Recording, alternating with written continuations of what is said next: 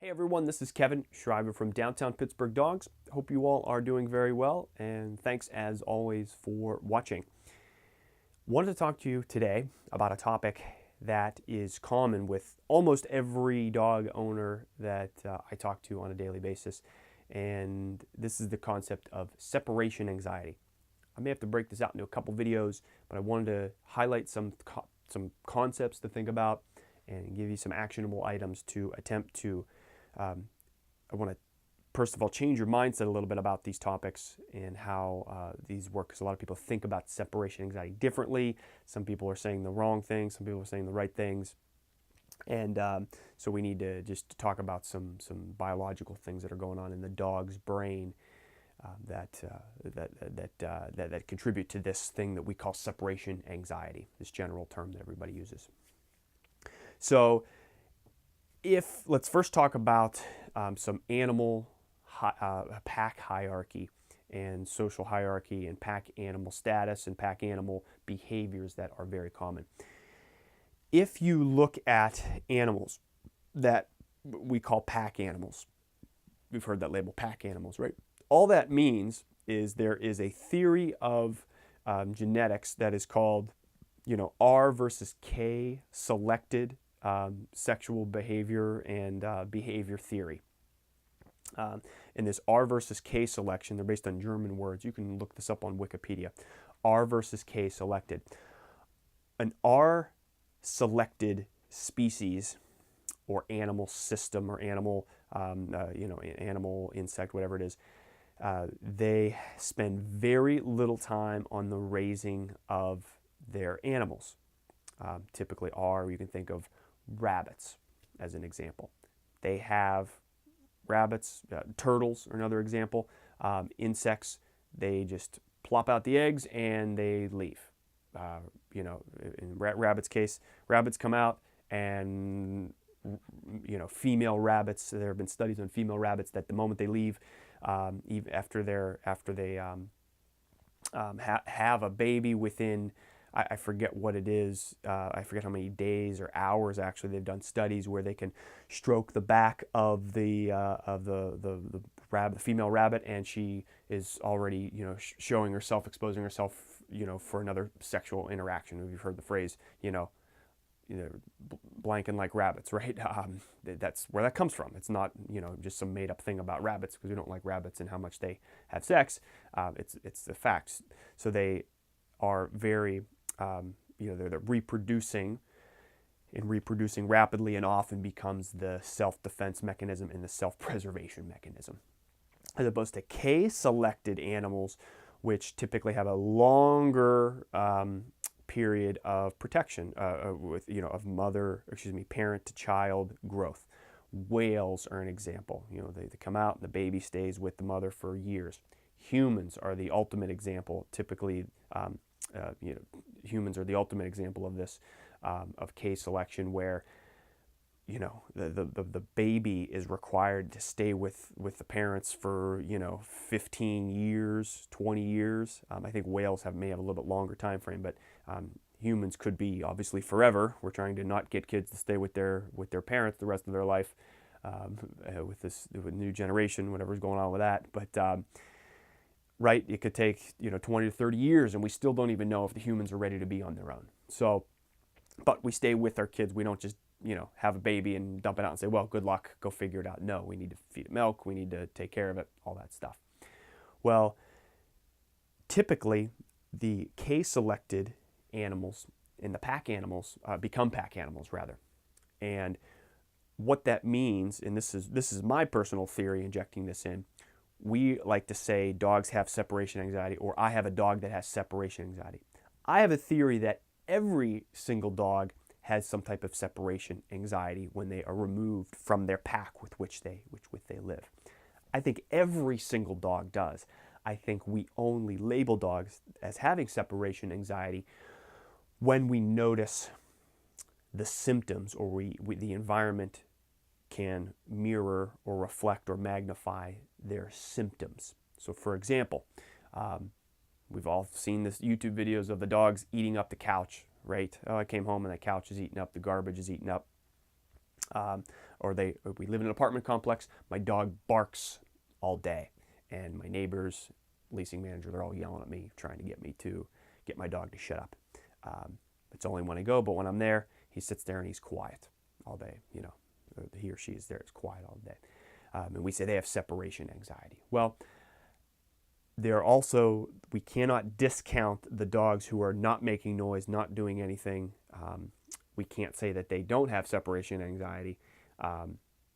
They may have it, they may just not be externalizing it or verbalizing it as we are witnessing it and disrupting our world.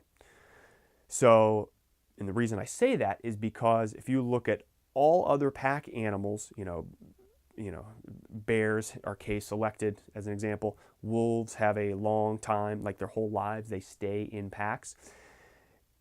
Rarely does any dog get separated, any wolf get separated from the pack. They just stay with the pack. And they just, keep fighting and using force on force to determine who is the strongest, and testing. So there's that, that alpha, who's in control, alpha beta, relationship, and who's in control, who's not in control, and then the dogs just fall into place. You see this with dogs when you go to daycare.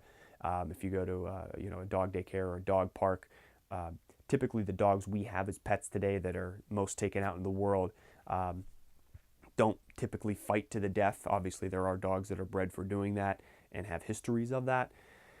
Most dogs will just kind of fall into some general pack hierarchy. You can always tell when a new dog comes into the dog park and all the dogs kind of run over to it. It's got the smell, the hormones, pheromones going on, that the dog's just getting everybody ramped up. And certain dogs test other dogs. It's typically noticeable between male dogs, and in particular male dogs that are unneutered. They could smell their hormones and boom, they get stuff moving and they're ready to kind of fight for a little bit. They typically won't kill each other, but they'll just kind of fight until someone gives up. And it's really not typically long. If a dog gets injured, that's terrible, and we get very upset with that. Well, guess what? If these are bears or wolves out in the wild, or rams, rhinoceroses, hippopotamuses, or lions, they injure. I mean, you watch National Geographic, those animals get injured, sometimes fatally, sometimes they're permanently damaged in those fights. We can't go out and save all of the hippopotamuses and walruses and all the other pack animals, the seals, sea lions. So, yes, nature is very dangerous. I know we like to shield ourselves from that. Nature's pretty brutal.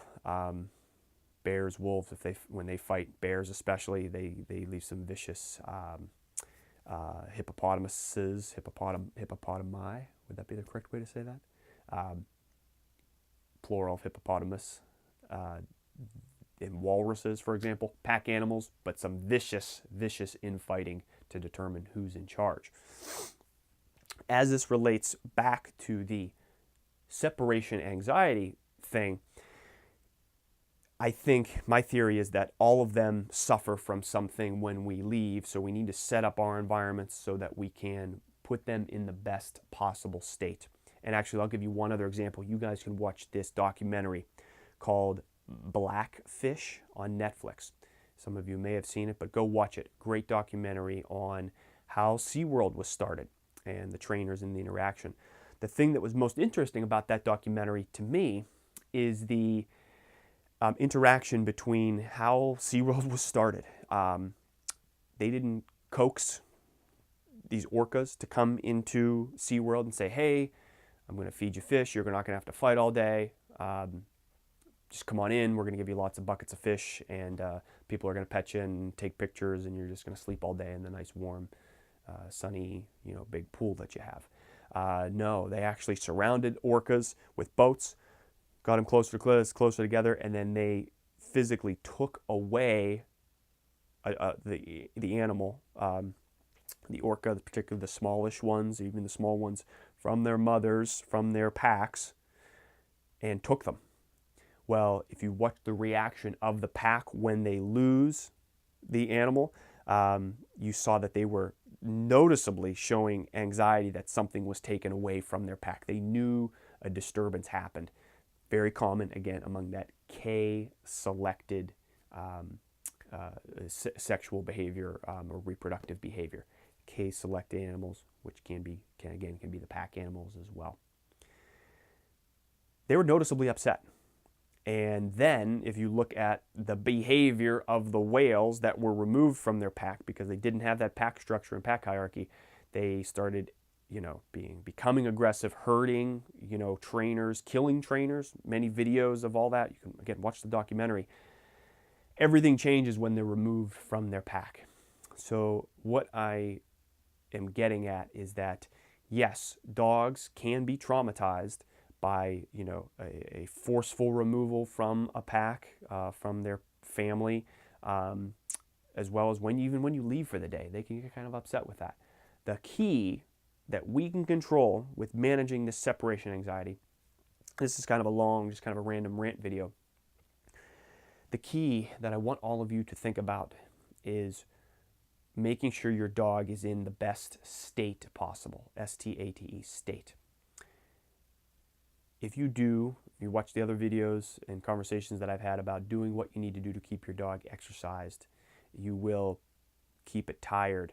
Dogs that are tired or have used up all of their mental and physical energy, like they are dead tired, they typically don't show the external pieces. Basically, they're ready to sleep. They're not worried about protecting the house, or they don't have the energy to protect the pack. You can then be confident that they are calm and they take a level down. So it takes practice, it takes consistency of activity, but also practice that you can take a dog, exercise it, lower its state, and then when you lower its state, you then practice and make sure that when the state is lowered and they're calm, submissive, and tired, then you can go practice leaving the house and working on things.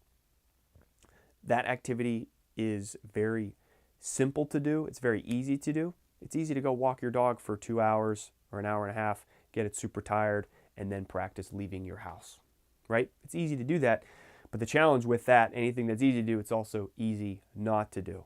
And that's where people mess up. They're like, I just don't feel like exercising my dog. I don't want to be consistent.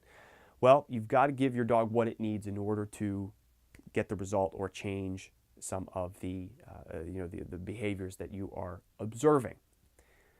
If you have separation anxiety, if you label it as that, I would challenge everyone here to work on the exercise part of it first and the boundaries first. If you go to a vet that would recommend any type of veterinary behaviorist, their recommendations typically revolve around using I call them manufactured human drugs. The drugs they want to use pharmaceutical solutions. Let's give them, Prozac or you name any of the mind-altering substances. So we want to change the chemicals about the dog so that we don't get the external symptoms. I particularly, obviously, again, I'm a dog behaviorist, a person that works with dogs, and I want exercise the natural way. I feel like animals that, humans as well as dogs, we all have the capacity to solve all of our challenges by simply, tapping into our nature, our primitive nature inside of us. I don't mean primitive like carnal, savages, but just exercising, disciplines, routines, sleep, exercise, food, rest, all of those things, doing those in an abundant manner, in a healthful manner, is going to change our state and change our body. I don't, again, how did dogs didn't have, they didn't have depression, they may have, but typically if they're running, they're exercising, they have a pack, they have a routine, they're not exhibiting the behaviors that we call depression and anxiety and all that stuff. So with that being said, I would not suggest your first option be to drug your dog. I just don't like that because it alters the dog, and you're really not giving it a chance, especially if you haven't exercised it. So that's a long rant on separation anxiety. That's my theory. I don't believe that every dog is not, they just don't, they may be anxious. They don't like that separation. Going back to that blackfish thing, they don't like the separation from their pack. That's why sometimes you see dogs with other dogs do very well. Having 2 dogs in a household is a great thing. 3 can work, but that's a lot. We have 3 dogs at the moment that are ours, and it's a lot of work. Not going to lie about it. Do what's right for you. Do what you can in your situation, but work hard to give the dog a lot of interaction at dog parks. If you watch my video on the 7 habits of highly effective dog owners in an urban setting, do all of those proactive pieces, but get your dog out, let it exercise, let it be a dog, let it run, let it see other dogs, and that will bring the dog down a couple notches if you're having some challenges. If you guys have any specific questions or you want to make any comments on this video about the theories I've put out or my theories, go ahead, I welcome them. And hopefully you guys found this helpful.